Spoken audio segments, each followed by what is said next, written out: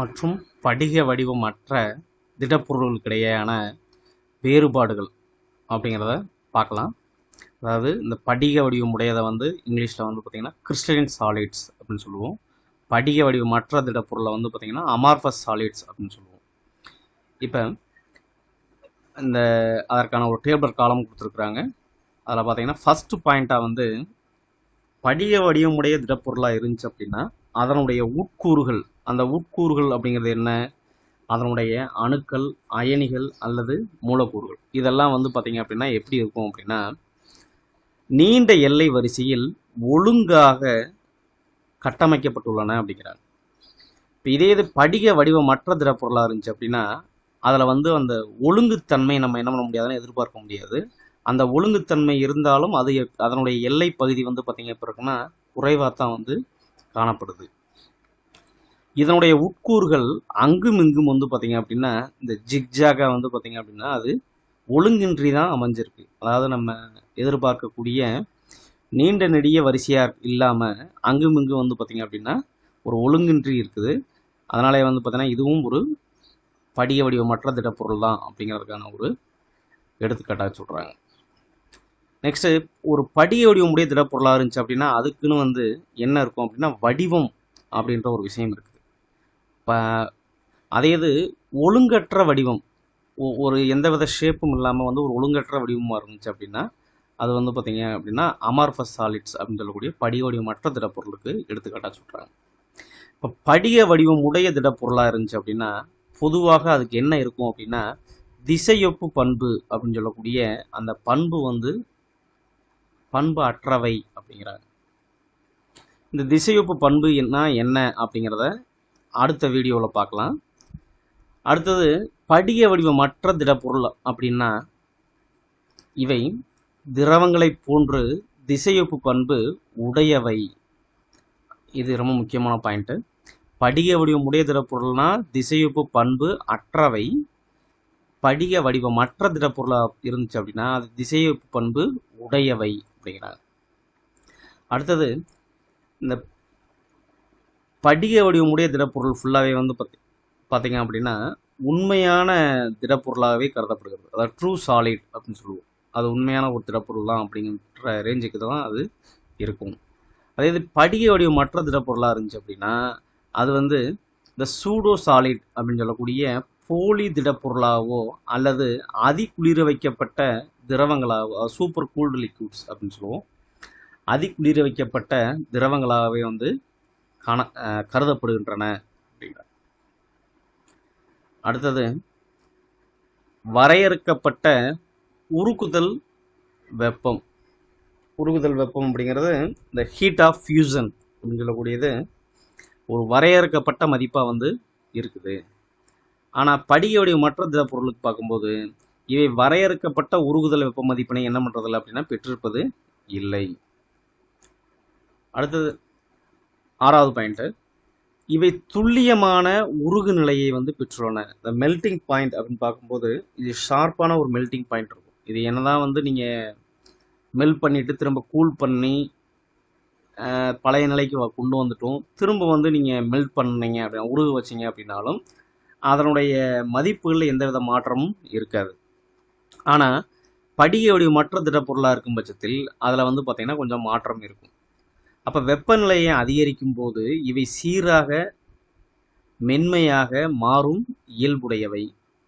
எனவே இவைகள் வடிவமாகவும் வார்க்க இயலும். இப்போ எந்த ஒரு வடிவத்துக்கும் நீங்கள் என்ன பண்ணிக்கலாம், இதை சேஞ்ச் பண்ணிக்கலாம் அப்படிங்கிறாங்க. எடுத்துக்காட்டு வந்து பார்த்திங்க அப்படின்னா சோடியம் குளோரைடு, வைரம் அப்படின்ற இந்த 2 எடுத்துக்காட்டு வந்து இதில் கொடுத்துருக்குறாங்க. இது மட்டும்தானா அப்படின்னா நம்ம நிறைய எழுதலாம். இதே இதுக்கு வந்து பார்த்திங்க அப்படின்னா பொட்டாசியம் குளோரைடு எழுதலாம், குவார்ட்ஸ் எழுதலாம், சல்ஃபர், சுகர், ட்ரை ஐஸு, அடுத்து அயோடின், நிக்கல், காப்பர், அலாய்ஸ், இது எல்லாமே வந்து பார்த்திங்க அப்படின்னா இந்த படிக வடிவமுடைய திடப்பொருளுக்கான எடுத்துக்காட்டுகளாக நீங்கள் சொல்லலாம். அடுத்து படிக வடிவமற்ற திடப்பொருள்னு பார்க்கும்போது ரப்பர், கண்ணாடி, காட்டன் கேண்டி, அதாவது பஞ்சு முட்டாய் அப்படின்னு சொல்லக்கூடிய காட்டன் கேண்டி, செராமிக்ஸ், பிளாஸ்டிக், குளு, இது எல்லாமே வந்து பார்த்தீங்க அப்படின்னா படிக வடிவமற்ற திடப்பொருளுக்கான எடுத்துக்காட்டுகளாக சொல்லப்படுகிறது. அடுத்தது திசையொப்பு பண்பு. இப்போ மேலே நீங்கள் பார்த்த இந்த 3வது பாயிண்ட் பார்த்தோம் பார்த்தீங்களா, அந்த திசையொப்பு பண்புனா என்ன அப்படிங்கிறத இந்த தலைப்பில் பார்க்கலாம். இந்த திசையொப்பு பண்பு அப்படிங்கிறது என்பதனுடைய பொருள் என்ன அப்படின்னா, அனைத்து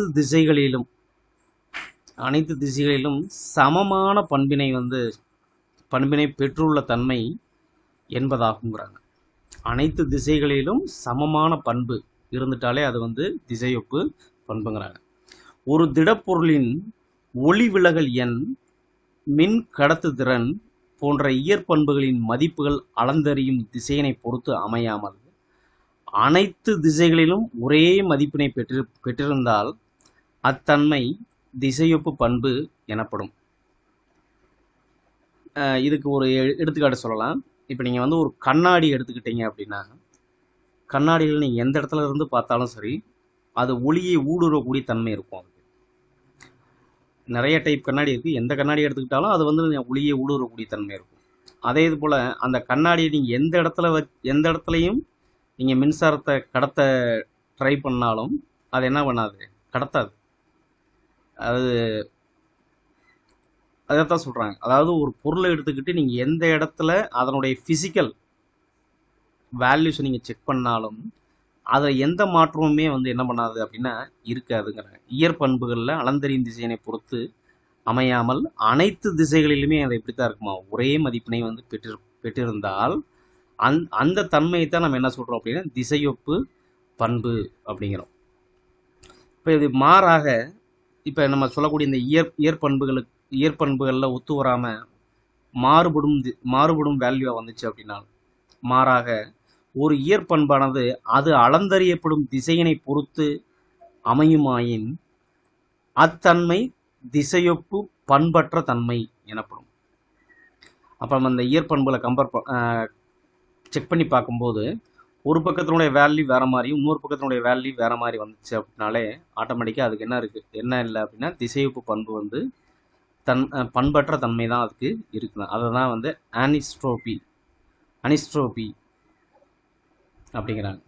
ஐசோட்ரோபி, அனிசோட்ரோபி அப்படின்னு சொல்லக்கூடிய இந்த ரெண்டு பண்புகள். ஐசோட்ரோபி அப்படிங்கிறது எதுக்கு, அமர்ஃபஸ் சாலிட்ஸ்க்கு. அனிசோட்ரோபிக் அப்படிங்கிறது வந்து பார்த்திங்கன்னா கிறிஸ்டின் சாலிட்ஸ்க்கு. இப்போ படிக வடிவமுடைய திடப்பொருட்கள் திசையொப்பு பண்பற்ற தன்மையை பெற்றுள்ளன. மேலும் இப்பொருட்களினுடைய இயற்பண்புகள் வெவ்வேறு திசையில் அளந்தறியும் போது அதனுடைய மதிப்பு எப்படி இருக்கு அப்படின்னா வெவ்வேறு மதிப்புகளை வந்து பெற்றிருக்கின்றன அப்படிங்கிறாங்க. இப்போ இதற்கான ஒரு படம் வந்து கீழே கொடுத்துருக்காங்க பாருங்கள். இப்போ அந்த படத்தை பார்க்கலாம்.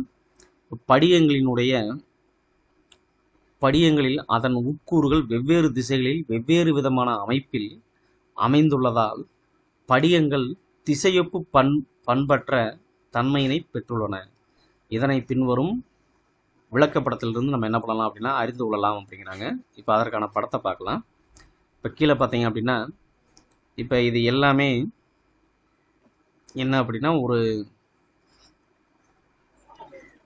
அதாவது நம்மளுடைய ஒரு திடப்பொருள் இருக்குது அப்படின்னா திடப்பொருட்கள் இருக்கக்கூடிய உட்கூறுகள் அது எப்படி இருக்கும் அப்படிங்கிற மாதிரி வந்து காமிச்சிருக்காங்க.